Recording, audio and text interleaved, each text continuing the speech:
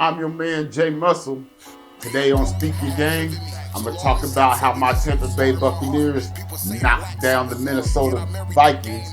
Also, the Cleveland Browns put the smackdown on the Cincinnati Bengals.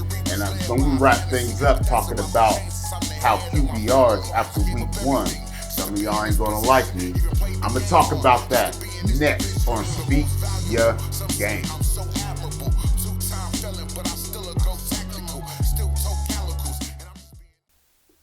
I'm your man, Jay Muscle. This is Speak Your Game. You're going to catch me every week, 4 times a week, talking about the NBA, the NFL, and whatever other hot topics is going on in the sports.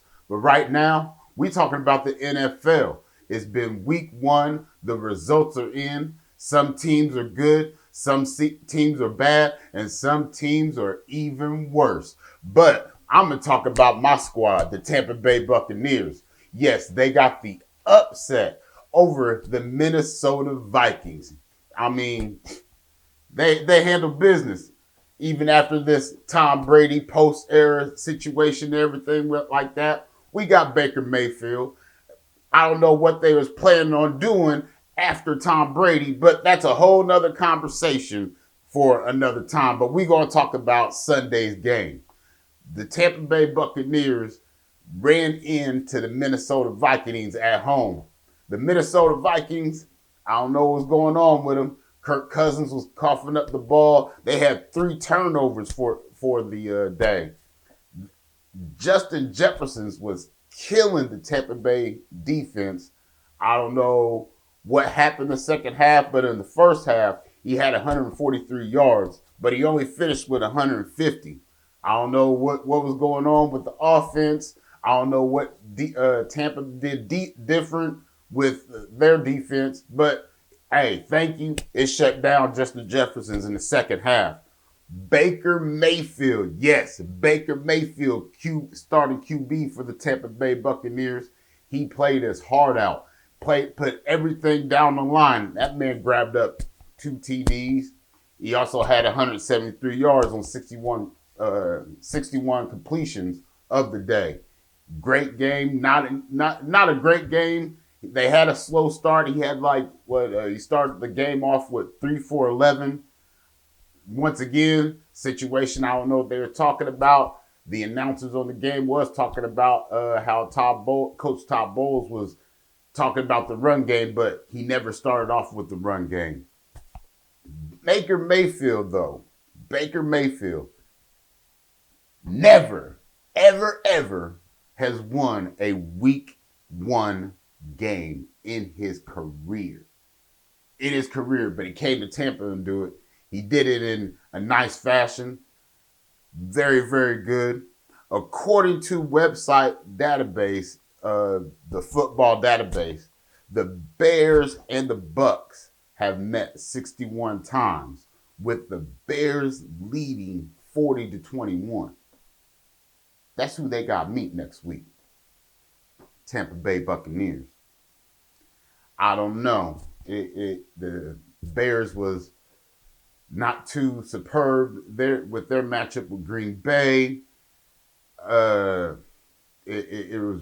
really didn't look good. I know the Bears was really focusing on a good offense and a good start to their season with Justin Fields. Maybe they can wrap it up against these Tampa Bay Buccaneers, whose defense was really, really good. But I got a question for everybody. Out there.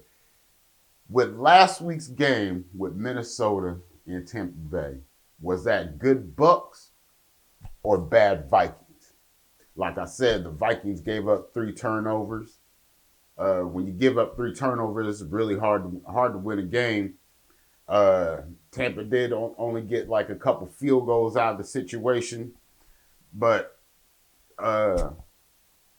is really, really not a good offensive display on the Vikings. But I want y'all to decide. Y'all can reach me at Speak Your Game at Twitter or Facebook on this subject. Hey, I want to hear what y'all gotta say. The fans is ones that make the league.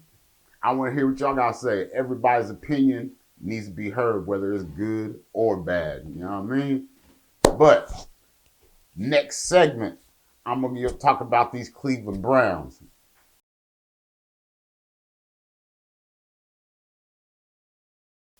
The Cleveland Browns put the hurt on the Cincinnati Bengals on Sunday. I mean, it was raining.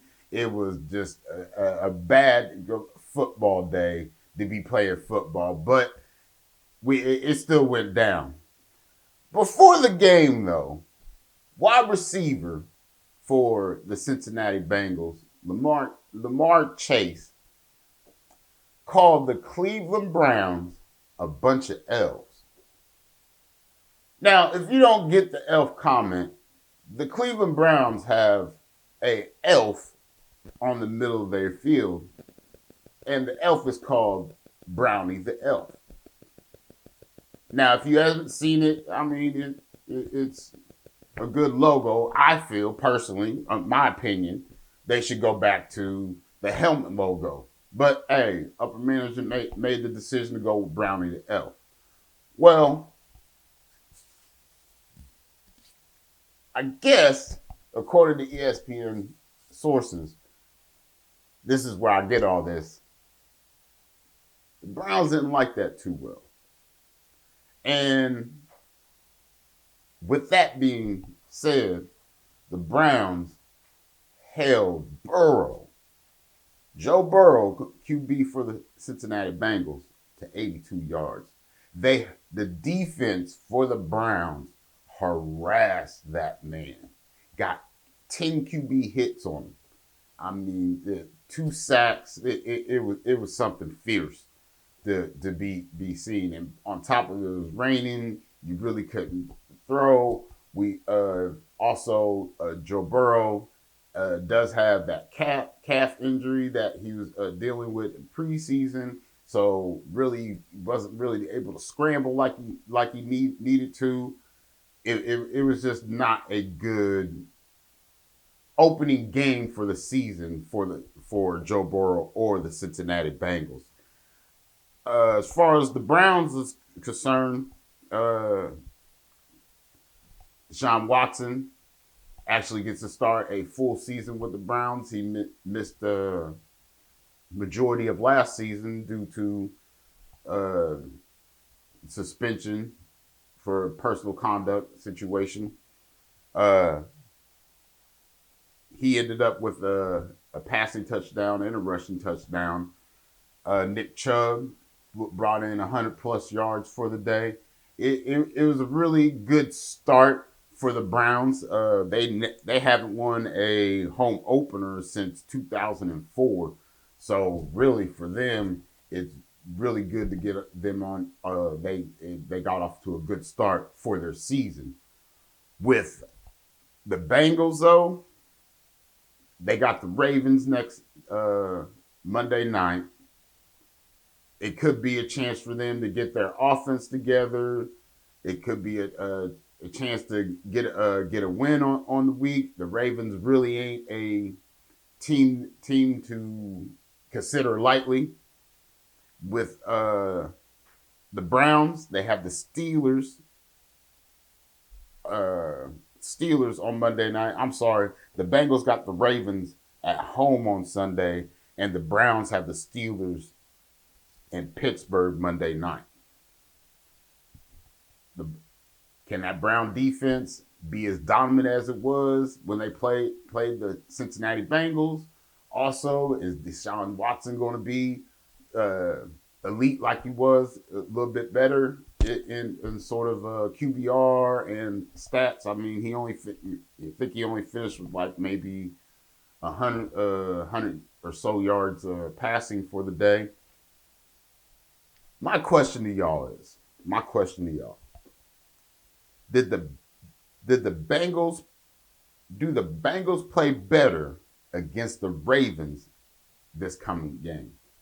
I want to see what y'all comments are. Let me know what y'all think about y'all Cincinnati Bengals. You'll see. I know y'all Bengals fans really ain't pleased with their first display of the season. But we got all season. We got all season. We got 16 more games of NFL, 17 more weeks with our teams. Uh, it's going to be big. But give me your comments on Speak Your Game, Facebook, Twitter. I want to hear what y'all think because, like I said before, the fans make the league. Everybody's opinion needs to be heard, and this is the platform to do it. My next segment, I don't think too many people are going to like what I'm going to say about some of their quarterbacks because it's week one, right? It's week one. Not everybody looked at their top performance. Everybody's still working out some kinks. Some players are missing out of offenses. Of course, Aaron Rodgers, torn Achilles, out for the season. Questionable for when his return, with his age being everything. But my thing is this: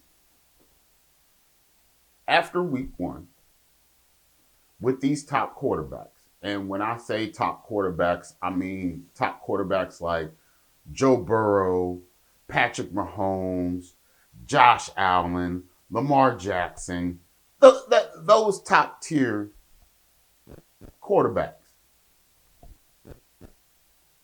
With those quarterbacks, after completing week one, I'm looking at the ESPN stats online. And when I get to the stats after week one of the quarterbacks in the NFL, now, yes, it's only week one. It's only week one, the first game. It's a marathon, not a sprint. I hear a lot of y'all already making y'all's comments. It's fair. My thing is, they're top quarterbacks. We expect them to play at their top level. They've been through at least 3-4 months of training. We have a preseason. So from a fan's aspect, we do not want to see our quarterback that's being talked about on all platforms have a bad game coming out for the season. And I know a lot of y'all are gonna be talking about, but a lot of factors fall into it, Jay Muscle, and the first game don't determine the whole season. Yes and no. That first game sets the tone for the season. Whether you're missing a player off your roster, offensive line ain't really what it was before the game. Whatever the reasons, that quarterback that's under center, as a fan of that team, we expect that QB to perform because we've seen it before. Lamar Jackson, we've seen him be amazing. Patrick Mahomes, in my opinion, that man is amazing every single season, and you see something different. I'm waiting for him to pull out the behind the back pass. I'm seriously waiting to see it because that's how exciting and amazing and explosive of a player he is. Josh Allen, we've seen how he played this past Monday night. 3 interceptions, 1 game, and those interceptions really wasn't situations where the defender and the wide receiver was fighting for the ball. They were clear overthrows to where it almost seemed like the Jets player was who he was throwing to.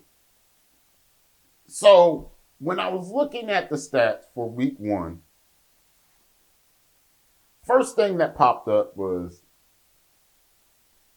the passing yards, most passing yards for the week. And of course, Miami Dolphins, QB, Tua, it was like 466 or something like that. That he had a terrific game. But when I was looking at the QBRs, the top 10, you got Trevor Lawrence at you got Trevor Lawrence here at 64.8. They ended up I do believe I'm not for sure I'm pretty sure they ended up winning their game. I might have to look again. Deshaun Watson at number 9. He had 64.6. He ended up winning his 65.8. He ended up winning winning their game. Another one that caught the eye, Patrick Mahomes. Patrick Mahomes was number 8 with 70.5. As we know, they lost their season opening game against Detroit. No Travis Kelce. Also no Jones, which they did end up getting a deal extension for Jones. So he will be added into the defense this coming game. They haven't really said for Travis Kelce just yet. Next one up was Dak Prescott. He was number 7 with 72.6. Number 5, Russell Wilson, 74.7. But he did end up losing the game. But this is what really drew my attention to it. The number 1, I ain't gonna say number 1 yet. I'm just going to let everyone know that there was at least one. Well, we'll say two top quarterbacks in the top 5. Number 2 was Matt Stafford. They did end up winning their game against Seattle. He ended up with an 88.9, but he didn't have no touchdowns or interception. And he ended up for the yards, 334. So Los Angeles Ram fans, this question's for you. Are y'all pleased with Matt Stafford's performance? I just want to know. Yeah, let me see. I want to know y'all comments on that. But the number 1 top QBR, this is what we're talking about. QBRs, you can see, you can get this on ESPN stats. The number 1 guy in QBR was Brock Purdy of the San Francisco 49ers. I was surprised by it. It was 91.3. He had 220 yards for the day, 2 touchdowns. He did get sacked 3 times. He looked really, really good and had an amazing day. But my question is for everybody, for all NFL fans. For your quarterback, after week 1, after what you've seen from your quarterback, is it what you expected out of this quarterback at the start of the season? I want to know what y'all's comments are. Once again, after week 1, after seeing what your quarterback has done, is it what is expected out of these quarterbacks? Now, we can't put Aaron Rodgers in the conversation anymore because, of course, like I said before, he's hurt. But we still got Josh Allen. Josh Allen really didn't play a great game. It was rather terrible. I expected him to play hell of a lot better than he did on Monday. Lamar Jackson, I saw some good, I saw some bad. Everything could be fixed up. But once again, we're talking about it's week 1. Should we be worried? Like Cincinnati Bengals. Joe Burrow wasn't at his top performance. Yeah, it was raining. He's still a little tender with his calf, according to ESPN sources. Is that going to hinder these next couple games, or do they come back next week and put on a better show? We don't know. It's going to be one of those situations. It's the flip of the coin. I'm going to see. We're all going to see what's going to happen on Sunday. But put your comments in on Speak Your Game, Facebook, Twitter. Like I said before, I want to hear what the fans' comments are, because the fans make the league. Every comment needs to be heard. Every opinion, good or bad, hey, it can be heard. I want to hear what you think about your favorite team, because I'm going to tell you now, all season, good or bad, I'm going to talk about these Tampa Bay Buccaneers. But if they ain't up to par, I ain't going to sugarcoat it. I ain't one of them people. I'm going to say how they're acting, what it looks like, and my opinion of the team. And that's what I do here, right here on Speak Your Game. I am Jay Muscle. Like I told y'all before, I'm going to be on here 4 times a week. You can catch me Monday, Tuesday, Thursday, and Friday. Next show, talk about Thursday's game, and probably a few of y'all gonna make some comments, so I'm gonna respond to that. But there's another upcoming week of NFL. I'm gonna give a couple predictions on a couple games. I'm Jay Muscle. This is Speak Your Game. Please press the like button, subscribe, and I'll catch y'all next time on Speak Your Game. I'm Jay Muscle. Catch y'all later.